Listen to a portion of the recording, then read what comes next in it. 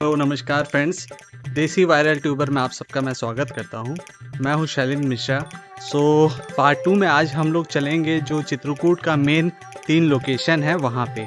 तो सबसे पहले हम लोग चलेंगे जो गुप्त गोदावरी है वहाँ पे। प्रभु श्री राम जो है अपने वनवास काल में इस जगह पे आकर के रुके थे और अंदर में बहुत ही देखने लायक जगह है यहाँ पे।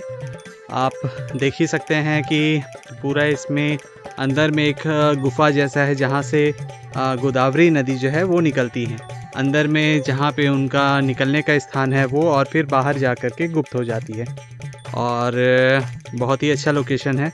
सेकंड जगह जो आज का हमारा जर्नी का रहेगा वो रहेगा हनुमान धारा। यहाँ पे जब आप लोग को ये कहानी पता ही होगा कि हनुमान जी के पूंछ में रावण जो थे वो आग लगा दिए थे, तो उस आग को बुझाने के लिए जो है वो इस जगह पे रुके थे। और यहाँ के बाद में फिर जो हमारा आज का लास्ट लोकेशन रहेगा वो रहेगा माता अनसुईया का आश्रम। तो चलिए फिर इस सफ़र में आगे बढ़ते हैं और आपको जो तीनों लोकेशन है उसको एक्सप्लोर कराते हैं आज। तो चलिए फिर आगे बढ़ते हैं इस सफ़र में।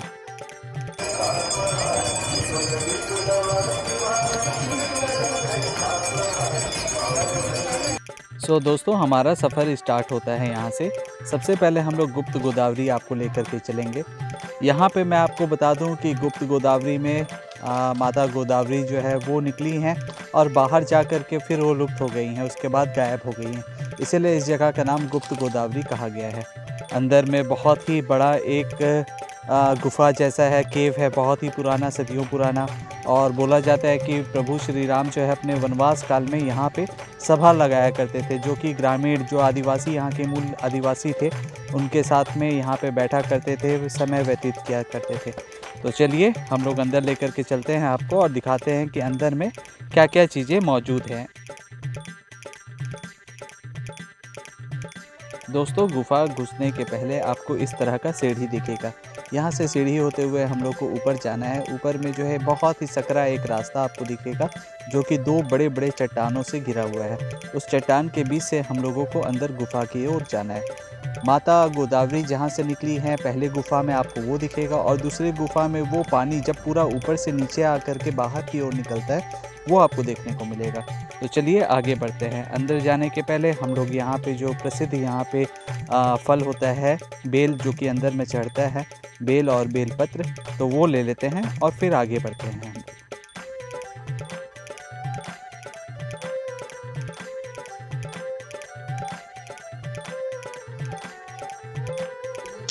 दोस्तों, ये जो आप देख रहे हैं जिसका जिक्र मैंने आपको पहले किया था, ये 2 बड़े बड़े चट्टान है। उस चट्टान के बीच से बहुत ही पतला सा रास्ता है जिसके द्वारा हम लोगों को अंदर गुफा में प्रवेश करना पड़ता है। सामने आप देख ही सकते हैं कि एक पर्सन एक बार में ही जा सकता है, इतना पतला रास्ता है। और आप जैसे सामने से देखेंगे तो आपको लगेगा कि अंदर में बिल्कुल जगह ही नहीं होगा, लेकिन मैं आपको बता दूं कि अंदर चलने के बाद मैं भी आश्चर्य में था, क्योंकि अंदर में इतना बड़ा एरिया है, इतना बड़ा गुफा है ये, कि मैंने कभी देखा नहीं था। आप देख सकते हैं ये कितना बड़ा गुफा है, और अंदर में कम से कम इस समय में 500 से 700 लोग मौजूद थे।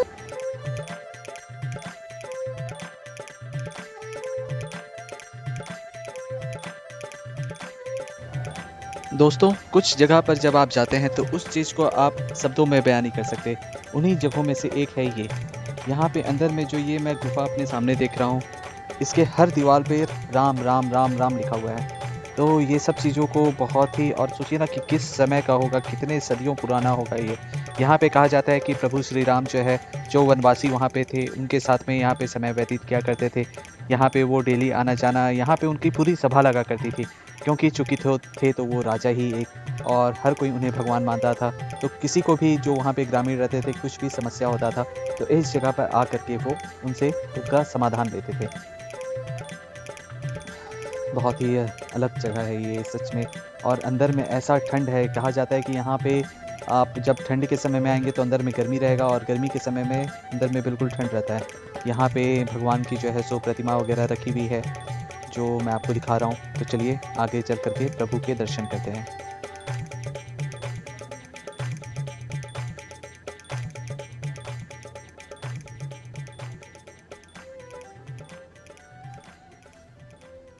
श्री रामचंद्र कृपालु भज मन हरण भव भय दारुणं नव कंज लोचन कंज मुख कर कंज पद कंजारुणं श्री राम श्री राम श्री राम श्री राम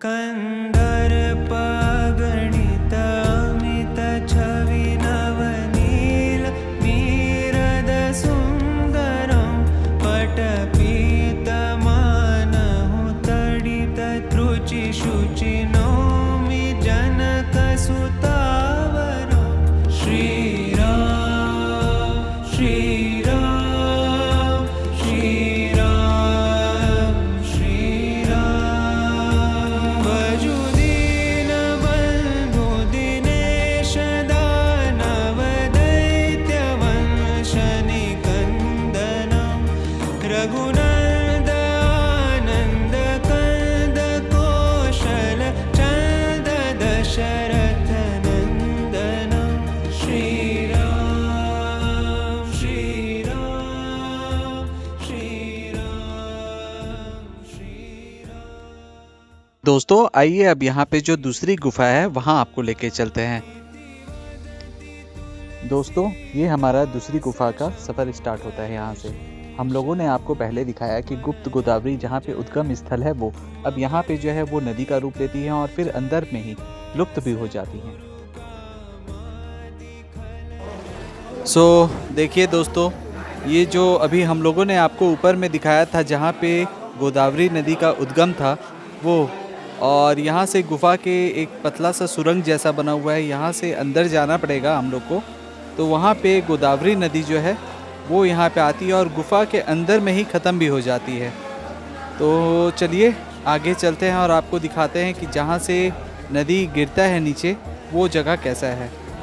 ये पूरा पतला सा एक सकरा रास्ता है बना हुआ यहाँ पे। जो यहाँ पे देख रेख करने वाले होगी, जो भी समिति होगी, वो पूरा लाइटिंग वगैरह का पूरा व्यवस्था किया हुआ है, बहुत ही अच्छा है। और जगह तो मैं क्या ही बताऊँ भाई, सदियों पुराना जगह है ये, बहुत ही अपने आप में अलौकिक जगह है। चलिए आगे बढ़ते हैं और जो गुफा है सेकंड नंबर का उसे आप सबको दिखाते हैं।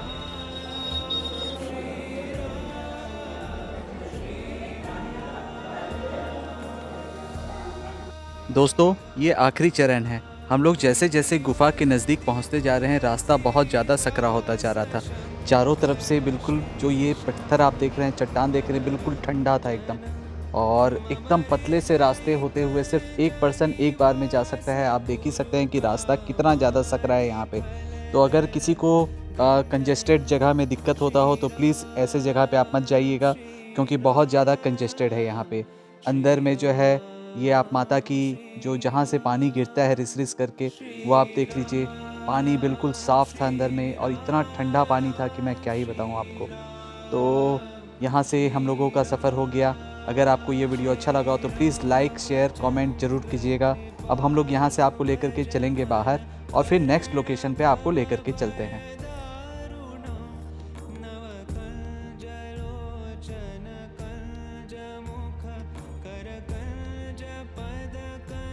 दोस्तों यहाँ पे हम लोगों का सफ़र बहुत ही अच्छे से हो गया, दर्शन बहुत अच्छा हुआ, और मैं आपको सच बता रहा हूँ ये जगह जो है ना अपने आप में मैं क्या बताऊँ भाई, बहुत ही बेहतरीन जगह है। तो चलिए फिर अब आगे चलते हैं। दोस्तों हम लोग बाहर आ चुके हैं अभी। आप जो मेरे सामने ये छोटा सा नहर जैसा देख रहे हैं, जो अंदर से पानी आता है वो इस नहर के द्वारा थोड़े आगे तक जाता है, और उसके बाद में मैं आपको ये देखिए, ये जो पानी है ये पानी ऐसे ही सालों भर गिरता रहता है। यहाँ से ये थोड़ा सा आगे जाता है और उसके बाद में फिर से वापस पाताल लोक में चला जाता है। उसके बाद ये नदी यहीं पे ख़त्म हो जाती है। तो इसीलिए इस जगह का नाम है गुप्त गोदावरी। आप लोगों को कभी भी मौका मिले तो यहाँ आना बिल्कुल आप मिस मत कीजिएगा। बहुत ही एक अलग लेवल का एक्सपीरियंस आपको मिलेगा। मैं आपको बता दूं कि अंदर में प्रभु श्री राम जहाँ पे विराजमान होते थे उस जगह पे तो भाई साहब गजब, मतलब मैं क्या बोलूँ, शब्द नहीं है मेरे पास में। बहुत ही नेक्स्ट लेवल आपको एक्सपीरियंस होने वाला है। तो चलिए फिर अब इस जगह के बाद में फिर हम लोग आपको लेकर के चलते हैं हनुमानगढ़ी, क्योंकि यहाँ पे ही लगभग 12 बज चुका है। तो चलिए फिर इस सफ़र को आगे बढ़ाते हैं हम लोग।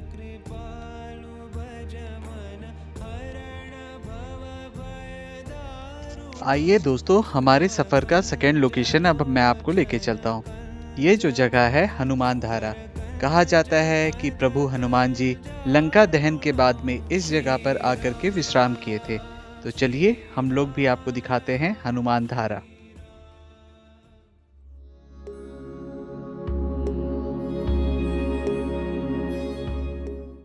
दोस्तों, हनुमान धारा आपको अगर जाना है तो यहाँ पे प्रमुख 2 रास्ते हैं। पहला है सीढ़ियों के जरिए, जो कि लगभग 350 से 400 सीढ़ी है। दूसरा है रोपवे के जरिए। तो चलिए हम लोग, क्योंकि मेरे साथ में मेरे मम्मी पापा भी थे, तो हम लोग यहाँ से रोपवे के जरिए आगे बढ़ेंगे।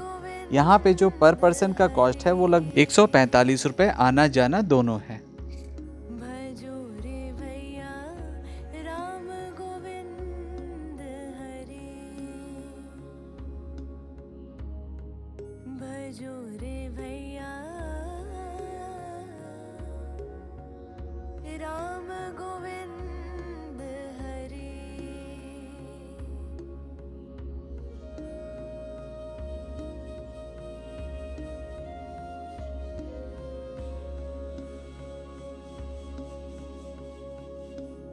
दोस्तों, आप लोगों की जानकारी के लिए मैं बता दूं, यहाँ पे ये जो ट्रॉली आप देख रहे हैं सामने, इसमें एक बार में सिर्फ 4 लोग ही जाते हैं।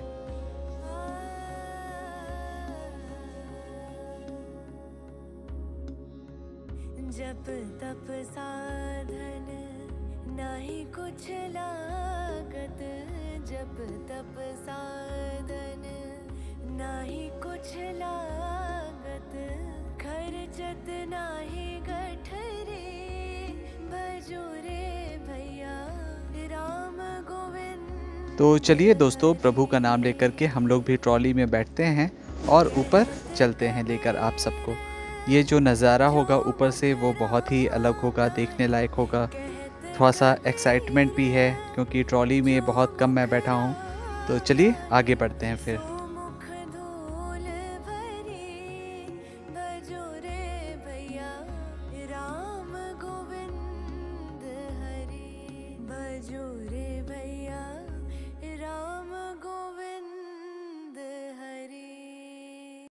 दोस्तों, हमारा सफ़र यहाँ से स्टार्ट हो चुका है हनुमान धारा जाने के लिए। ट्रॉली में हम लोग बैठ चुके हैं और अब नज़ारे यहाँ से दिखना स्टार्ट होगा। मैं आपको बता दूं, जानकारी दे दूं कि ट्रॉली में आप एक पॉइंट से दूसरे पॉइंट तक जाएंगे तो लगभग 10 से 12 मिनट का समय लगता है। और ये 12 मिनट, ओह मत पूछिए। हजारों फीट की ऊंचाई पर जब आप हवा में सिर्फ एक रस्सी के जरिए ऊपर जाते हैं तो सांस ऊपर नीचा होता रहता है। भगवान है, हर कोई जानता है, लेकिन तब भी डर तो बना रहता है क्योंकि सिर्फ एक रस्सी के ऊपर आपका पूरा जान अटका हुआ है। तो प्रभु का नाम लेकर के चलिए हम लोग जल्दी अब आगे बढ़ते हैं यहाँ से।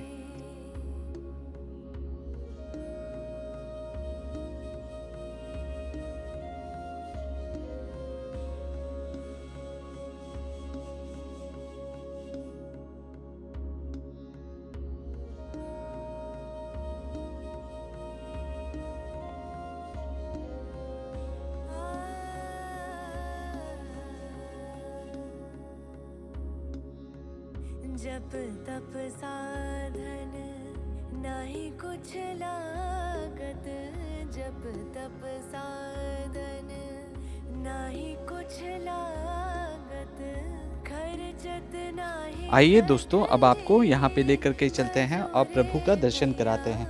यहाँ पे प्रसिद्ध पंचमुखी हनुमान जी की एक मूर्ति है रखी हुई, जिसका लोग सदियों से पूजा पाठ करते आए हैं।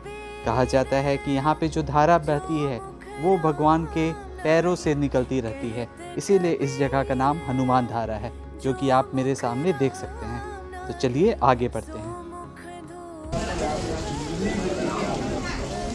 आइए हम आपको करके रावण महाराज के पास ले जाएगा। विभीषण जी पहुंच गए, बोले भैया ये दूध है, दूध का वध नहीं किया जाता, कोई दूसरा कानून में परिवर्तन करो राजा।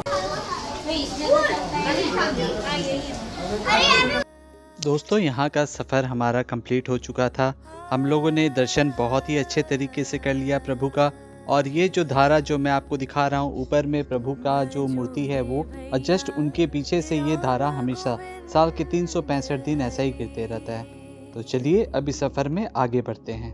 भजो रे भैया राम गोविंद हरि, भजो रे भैया। दोस्तों हमारा आज का सफ़र का जो सबसे आखिरी लोकेशन होने वाला है वो है माँ अनसुईया आश्रम। यहाँ हम लोग आपको लेके चलेंगे और फिर इस सफ़र को यहीं पे विराम दे देंगे। दोस्तों अनसुईया आश्रम के बारे में कुछ महत्वपूर्ण जानकारी मैं आप सबको दे देना चाहता हूँ। दोस्तों माता अनसुईया को जग की माता कहना सही ही होगा, क्योंकि ब्रह्मा विष्णु महेश तीनों भगवान को माता ने अपने पुत्र रूप में, अपने बालक के रूप में पाल लिया था। जब तीनों यहाँ पे माता के पास रह गए तो तीनों देवियाँ जो उनकी धर्मपत्नी थी वो वहाँ माता के पास आईं और उनसे हाथ जोड़ करके रिक्वेस्ट किया कि आप हमारे पतियों को छोड़ दीजिए, उन्हें वापस जो है हमारे पास आने दीजिए।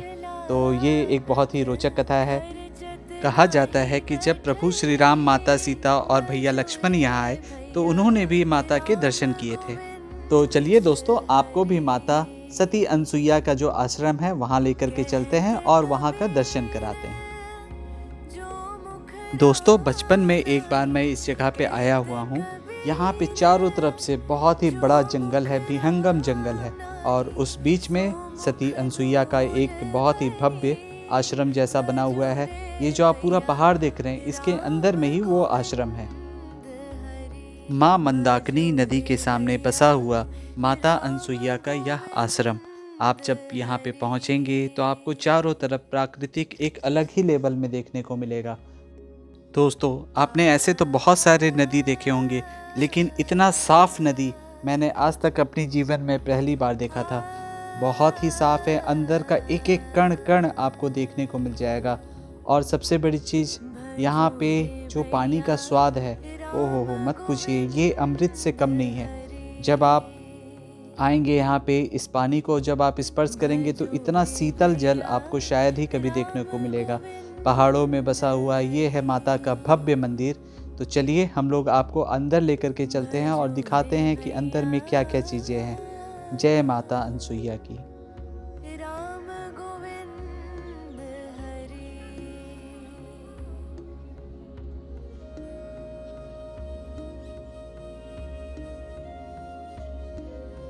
आइए दोस्तों अब आपको अंदर लेकर के चलते हैं और माता अनसुईया का जो ये पूरा आश्रम है उसे दिखाते हैं। यहाँ पे दोस्तों कई जगह पे लिखा हुआ है कि फ़ोन और कैमरा अलाउ नहीं है। यहाँ के जो प्रमुख हैं उनसे हम मिल करके पहले बात करेंगे। अगर उनका परमिशन मिला तो अंदर की मैं पूरा कोशिश करूँगा कि आपको जो भी यहाँ पे मूर्ति है उसके दर्शन कराऊँ। तो चलिए अंदर चलते हैं। यहाँ से प्रवेश द्वार स्टार्ट हो जाएगा और अंदर में जो है सो प्रभु श्री राम, माता सीता और भ्राता लक्ष्मण, इन तीनों की प्रतिमाएं हैं। तो चलिए अंदर चलते हैं फिर। नाही गठरे, भजो रे भैया राम। दोस्तों प्रवेश द्वार से आप जैसे ही अंदर आएंगे आपको सबसे पहले यहाँ पे माता सावित्री की विग्रह दिख जाएगी, जो कि अपने जो प्राण लेकर के जा रहे थे यमदूत यमराज, उनसे अपने पति की रक्षा करने के लिए बना हुआ है। यहाँ पे बगल में प्रभु श्री राम का बचपन काल का पूरा आपको छोटे छोटे मूर्तियाँ दिख जाएंगी। तो चलिए आगे बढ़ते हैं फिर इसे देखते हुए। दोस्तों कुछ तो कहना पड़ेगा, यहाँ का जितना भी विग्रह है उसे जब आप निहारेंगे तो ऐसा लगेगा कि साक्षात उसमें प्राण है और वो जीव है, जीवित हैं। बहुत ही सुंदर तरीके से बनाया गया हुआ है। यहाँ पे प्रभु श्री राम की मूर्तियाँ हैं और जो वो बाल काल में जितने भी जगह भी गए थे, जैसे जैसे पूरा जो रामायण का हर अध्याय उसके अनुसार बना हुआ है। अंदर में ये जो है मुख्य मंदिर है, तो यहाँ फिर मैं आपको लेकर के चलता हूँ। दोस्तों मंदिरों में कई जगह पर फ़ोटो वीडियो लेना मना होता है और यहाँ पर भी वही था। जहाँ पे मुख्य मंदिर था उस जगह पे स्ट्रिक्ट मना है फ़ोटो या वीडियो लेने का। तो चलिए यहाँ पे जो बाबा हैं उनके आशीर्वाद हम लोग लेते हैं और यहाँ का प्रसाद ग्रहण करके इस एपिसोड को यहीं पे समाप्त करते हैं। ये एपिसोड बहुत ही अच्छा रहा। हमारा जो ये सफ़र था चित्रकूट का, आपको कैसा लगा मुझे कमेंट करके ज़रूर बताइएगा। दोस्तों, आप सब में से कौन कौन यहाँ पर गया है, चित्रकूट दर्शन किया है, आप मुझे कमेंट करके ज़रूर बताइएगा। आप इस वीडियो को किस शहर से देख रहे हैं ये भी मुझे कमेंट करके बताइएगा। दोस्तों, अगर आप मेरे चैनल पर नए हो तो प्लीज़ इस चैनल को सब्सक्राइब कर लीजिए, बेल आइकन को दबा दीजिए ताकि आने वाले समय में और भी वीडियोस के नोटिफिकेशन आपको मिलते रहें। तो मिलते हैं आप सबसे एक नए लोकेशन पे, एक नए जगह पर। तब तक के लिए आप सब अपना ध्यान रखें, अच्छे से रहें। जय माता दी, जय श्री राम। धन्यवाद दोस्तों इतना समय देने के लिए।